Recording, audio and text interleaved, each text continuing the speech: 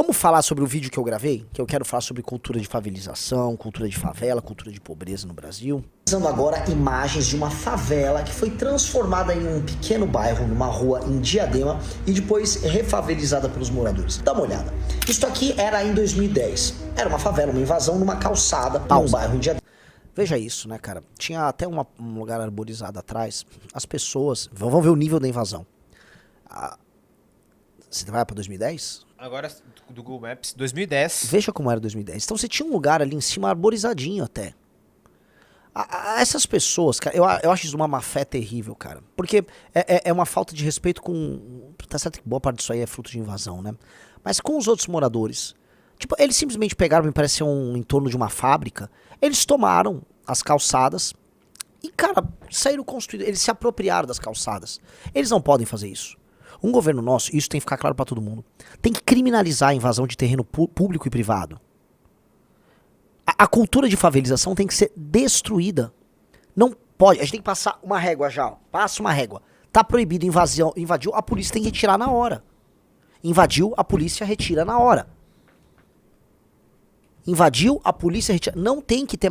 Essa indústria da invasão que é feita, ela acaba com as nossas cidades. Ela acaba com as nossas cidades. Mas vamos lá. Você viu isso em 2010. Então assim, as pessoas se apropriaram, elas se apropriaram da calçada. Porque sim. Porque sim. E por favor, não venham pessoas aqui com... Ai não, Renan, mas a pessoa... Lógico que é. Só que assim, se virar um cada um por si, porque a gente tem um problema no Brasil, é um cada um por si, invade isso, faz aquilo, e exige que o poder público resolva da maneira como as pessoas estão fazendo mediante os erros delas, virou uma várzea, é mundo cão. Você tem que dar um break. O break é, não pode ter invasão e ponto, caralho. Não pode. Mas vamos lá, invadiram. Adianta aí, isso aí foi pro 2010. Aí, cara, veja só, o poder público lá em Diadema pegou e cara, transformou aquilo realmente num mini bairro. O poder público fez casas para essas pessoas. Essas pessoas que invadiram de maneira criminosa esse terreno, ganharam uma casa. O poder público fez, pintou, decorou, botou lá um grafiteiro para fazer um não sei o quê. Cara, eu acho errado construir em cima de uma calçada. Aquilo tudo ali é criminoso. Mas, porra, riso do céu. O poder público entregou, gramou, botou árvore pra ter arborização, pra pessoa sentir, pô, olha só que gostoso, tem uma árvore, isso aqui tem dignidade. Certo? Aí tem mais de 2011. 2011 começa. Você fala, ué, o que tá acontecendo? Não, pera, isso aqui é 2019. Ah, já é 2019? Isso. Não é que tinha 2011, fevereiro de 2011. Isso é antes, então. 2011 é Voltou Favela. Tá, o do 11 é favela ainda. Tá. Isso. Tá, é a favela tá ficando complexa. Aqui, 2019. Então os caras reformaram. Agora, vamos lá. 2025. Os caras avançaram sobre a favela. Provavelmente eles venderam até um terreno, tá? Porque alguns lugares estão com revestimento. E não, com certeza não foram aquelas pessoas que moravam, ou muito provavelmente originalmente. E, cara, eles avançaram pro meio da rua, destruíram o espaço público e embarraquearam tudo novamente. E vão construindo. Você que tem paga o aluguel, ou você mora numa casa que é tua propriedade, você sabe o valor que você tem que pagar de IPTU. Se você constrói uma coisinha a mais, os caras hoje até conseguem medir com imagem aérea do satélite pra te cobrar mais IPTU. Essa galera pegou e invadiu o espaço da rua, destruiu a obra que os caras fizeram, mantiveram o clima de favelização, se apropriaram do espaço público, desce, vai fazendo descer da rua, se apropriaram do espaço público, 2 ali pelo menos botaram revestimento, eu quero até saber se a casa era deles ou se eles venderam pra alguém. E foda-se, Aí o carro fica na calçada, e a lógica favelística tá lá. Tem um outro vídeo, cara, eu acho que eu dei o RT lá no Twitter, Riso, que é de um caso que eu já comentei aqui, graças a Deus uma vez eu comentei aqui, porque alguém acho que pegou e teve a mesma indignação e gravou esse vídeo, esse aí. Cara, eu já falei desse caso aqui.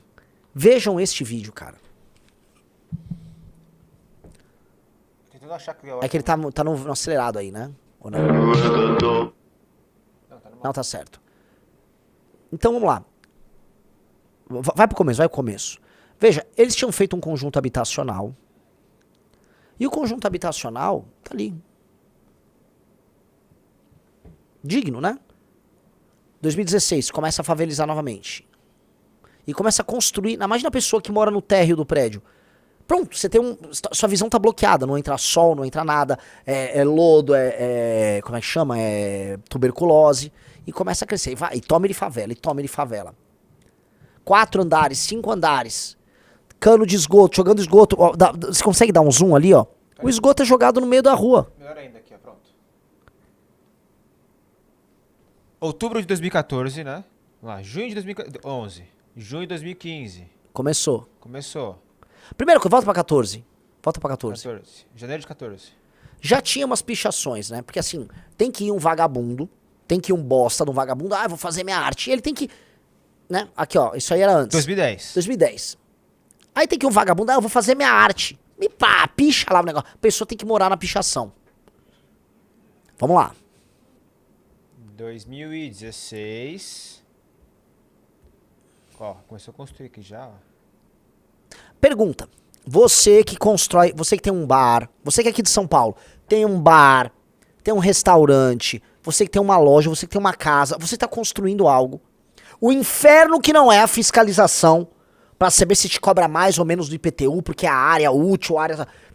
Enquanto você está sendo fiscalizado, claramente com o apoio logístico e financeiro do crime organizado, estão construindo uma favela no meio da marginal. Não teve governador tucano, não teve prefeito tucano, não teve prefeito do PT, não teve Tarso, não teve ninguém. Estão cometendo um crime debaixo do teu olho, na cara de todo mundo, pegando um lugar que já foi alvo de uma política de desfavelização e estão refavelizando. Me mandaram, Renan, mas isso aí é o crime organizado? Tem alguém morando ali, cara. Tem alguém, é um tumor, essa porra é como se fosse um câncer na paisagem urbana. O câncer só se prolifera mediante muitas condições. São células que se alteram e tal, elas se replicam como um fim em si. E elas crescem quando o corpo também não tem anticorpos. Então, quando o seu sistema imunológico está frágil, você não consegue matar os anticorpos. A favela, do ponto de vista urbanístico, se você não tem anticorpos, um estado que combata isso e políticas que gerem habitação, uma habitação dentro da lei regular, a favela fica se multiplicando. Isso aí é um foco de crime organizado, é um foco de doença. Cara, esses canos, aproxima esses canos. Onde esses canos vão dar? Onde esse esgoto vai cair?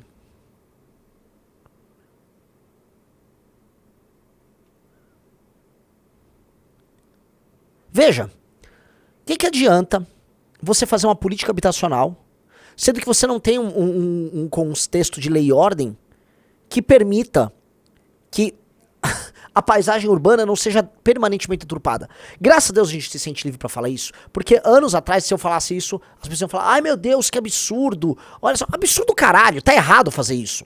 É errado você que paga o imposto, ver a sua cidade se deteriorar, tua vida deteriorar, a vida das pessoas que não tem nada a ver com isso, que moram nesse bairro pobre, se deteriorar, porque o crime organizado e uma massa de população simplesmente fazem o que querem na paisagem urbana. Isso é errado. Isso é crime, caralho. Crime. Isso acontece em todas as capitais brasileiras. E aí, ai, que lindo, é a cultura da... Não! Isso é bosta! As pessoas não tinham que estar nessa condição e o Estado não tinha que permitir essa construção aí. Não deveria. Não deveria, caralho.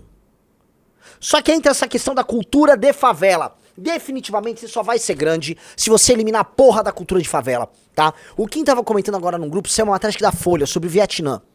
O Vietnã, cara, o Vietnã era pobre demais. O Vietnã era muito, muito, muito pobre. O Vietnã tá dando baile em todos os indicadores contra a gente. Tá aí na Folha. Baile em tudo. Ah, é contribuição científica, é reindustrialização, corte de gastos na máquina pública, eficiência na administração pública. Baile, baile. Baile, baile, estamos tomando uma surra fair and square. China, você consegue imaginar alguém em Xangai montando essa favelagem no meio da rua? Você consegue imaginar alguém em Guangzhou fazendo isso? Ninguém vai fazer isso na China. Você vai preso se fizer isso na China. Lei e ordem. Aí você fala disso aqui, não, mas que absurdo, porque, olha, paisagem... Eu fiz um textão falando disso, aí vem um esquerdista, vou ver o cara é fã das esquerdas. Não, mas veja só que, veja, ó, nós temos que educar. Ah, educar o caralho, veja só. Primeiro lei e ordem, depois cultura e disciplina, e depois educação. Mas primeiro lei e ordem. Como é que eu vou educar e levar disciplina pra um cara que sequer tá inserido dentro de um contexto em que as leis são respeitadas? É que nem eu chegar assim na casa do Riso e falar... Rizzo, arruma tudo. O Rizzo vai tomar no seu cu, Renan. O Rizzo me botar pra fora. Eu não tenho autoridade sobre ele. Eu não tenho autoridade na esfera pessoal dele. Isso é uma analogia bem simples pra vocês entenderem. Eu não posso chegar na sua casa e estar assistindo e fazer a mesma coisa. Agora, esta pessoa que está inserida no Estado brasileiro, do ponto de vista formal, está inserida nas regras brasileiras, mas de fato não está. Então como é que o Estado vai lá educar um cara que está num local em que o Estado não chega? É ridículo, é piada. O Estado simplesmente não existe ali.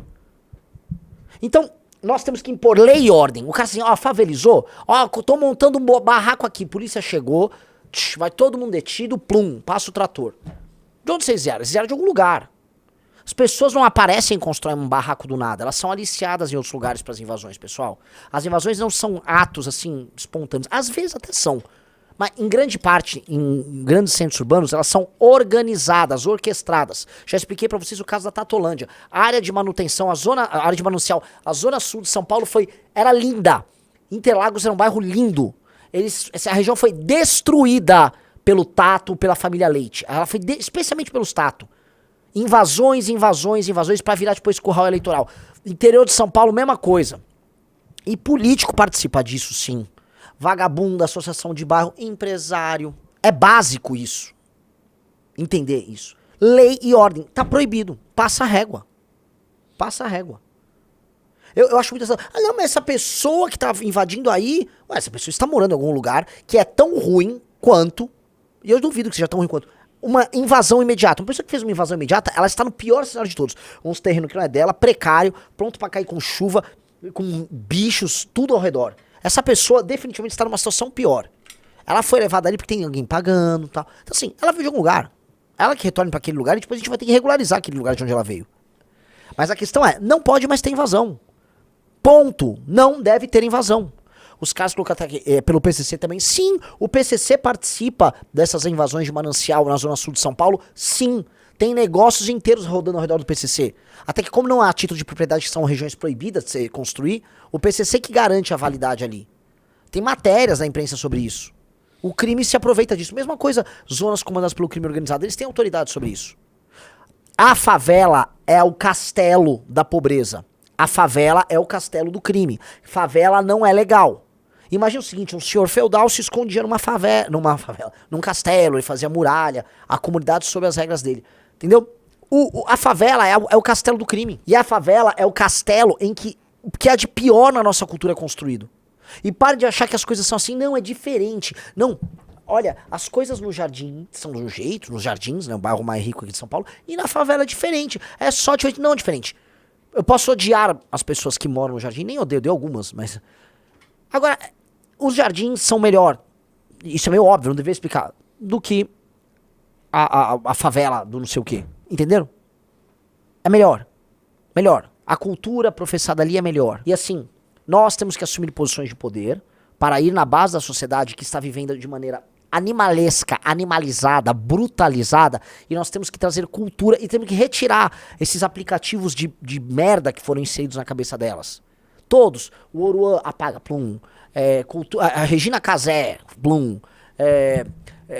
A cultura do vitimismo, sujeira, tem que retirar. Tem que retirar. E não adianta a gente querer ser determinista também, tipo, a Renan não tem jeito. Tem jeito sim. Eu fiz um textão, eu dei o exemplo de Kigali, em Ruanda. O governo de Ruanda adotou uma série de políticas, são complicadas. Primeira coisa, pena de prisão para a quantidade de lixo que você joga na rua, tá? Multas gravíssimas para quem sujar as ruas de Kigali. Botou as pessoas para fazer mutirão de limpeza. Então os próprios habitantes de Kigali, em Ruanda, o lugar que era vítima de guerra civil, atrocidades cometidas no Ruanda nos anos 80 e 90. Ruanda. Olha o meu nível de humildade, eu tô aprendendo com Ruanda. Eu não tô aprendendo, tá, com Suécia. Eu não tô vendo a última política pública da Coreia do Sul. Eu estou vendo com Ruanda, pra vocês verem como nós estamos no cu. Nós estamos na merda. Ruanda. Né? Os políticos em Ruanda falaram, tá. Olha só, vai todo mundo fazer mutirão, limpeza. As pessoas vão aprender a cuidar do próprio bairro. Proibiu sacola de plástico. Multou lixo, prisão pra quem fazer, vamos dizer, largar na rua lixo em grande quantidade, pichação, todas essas coisas. O que aconteceu? As pessoas passaram a elas próprias ter uma cultura ligada à limpeza do ambiente e ter um respeito pelo aquilo que é público. Riso do céu! Aí Ruanda, a capital de Ruanda, Kigali, é mais limpo do que a gente. Ruanda, que é um lugar ainda pobre, no meio da África. Ruanda, que foi vítima, né? Foi parte de uma guerra civil horrenda. Quando a gente ouvia falar em Ruanda antigamente, era tipo, Ruanda, nossa. Tipo assim, vou pro inferno, vai pra Ruanda. Ruanda nos dando lições de urbanidade e civilidade. É de tirar o cu da bunda, né? É de você falar, porra, cara, tô no inferno. Sim, a gente tem que ter. O Brasil tá numa situação em que a gente tem que pegar, né, as sandálias da humildade, olhar pra Ruanda e falar, Ruanda, vou tomar nota. Vietnã tem algo a ensinar? Muito obrigado, tô humildão. Ruanda tem uma dica? Tá, desculpa, tô aprendendo. Eu vou tomar nota na maior humildade dos caras. Vou aprender com eles. São melhores do que a gente. São melhores. Somos piores. Eu vou aprender com Ruanda e com o Vietnã na miúda. Se não, cara, porque o nosso tipo de cultura tá mais pra... Bota Bangladesh, bota assim, sujeira Bangladesh. São Paulo, vamos falar a verdade. Você saiu aqui do centro expandido de São Paulo, você virou isso aqui, ó. Aqui, ó. Essa é de baixo, embaixo, direita. Isso aí é Bangladesh ou é São Paulo? Isso é São Paulo ou é Bangladesh? Eu podia falar que é São Paulo. E aquela imagem de baixo também tem uma favela com os predinhos aí. A gente tem que fazer uma escolha, galera. Vamos fazer uma escolha. Eu vou fazer uma escolha. Eu vou vir, vou chegar lá pro governo de Vietnã, vietnamitas. Tô aprendendo. Eu só quero aprender. Eu tô humildão. Vocês são os caras. Eu vou aprender.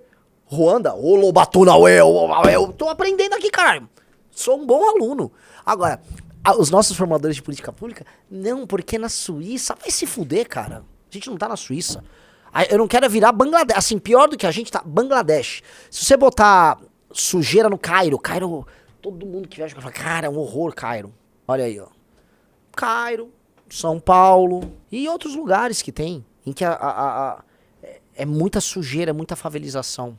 Só que a gente tá num caso diferente. Eu não sei se a galera no Cairo ou se a galera em Bangladesh realmente acha que é muito da hora aquilo. Aqui a gente criou uma ideologia maluca. Então você tem a nossa elite querendo copiar o que elas veem nas sociais-democracias europeias. Ai, não, porque a social-democracia europeia... Ai, porque a universidade americana está discutindo tal coisa. Porque nós somos um país tão desigual que o topo acha que está vivendo igual o topo do primeiro mundo. E aí vai lá copiar uma política disso, daquilo. E aí criaram uma coisa muito louca aqui, né? Com essa lógica da desigualdade e de que nós temos que ver que a cultura minoritária... Não, a favela tem um valor. Aquela romantização que começou no Rio de Janeiro, a romantização da favela. Toda a romantização. Não, porque o morro que tem não sei o quê... Bom, né, já falei muitas vezes disso.